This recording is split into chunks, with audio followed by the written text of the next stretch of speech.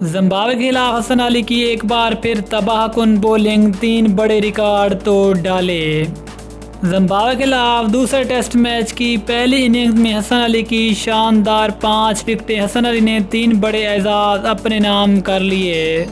حسن علی نے test cricket کا وہ بڑا اعزاز بھی اپنے نام کر لیا جو کہ آج تک کرکٹ کا کوئی بھی بڑے سے بڑا بولر یہ اعزاز اپنے نام نہ کر سکا۔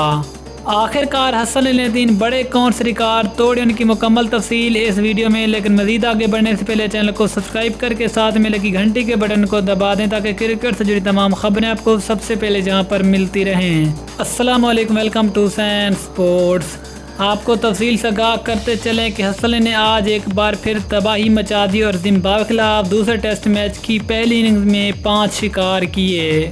آپ کو بتاتے چلیں کہ حسن علی پاکستان کے وہ پہلے ٹیسٹ بولر بن گئے جس نے اپنے پہلے 13 ٹیسٹ میچوں میں 5 دفعہ 5 کھلاڑیوں کو آؤٹ کیا۔ اس طرح حسن علی پاکستان کا وہ پہلا بولر بھی بن گیا۔ اس کے علاوہ آپ کو بتاتے چلیں کہ حسن علی دنیا کا وہ پہلا ٹیسٹ بولر بھی بن گیا جس نے لگاتار 5 اننگز میں 24 کھلاڑیوں کو آؤٹ کیا۔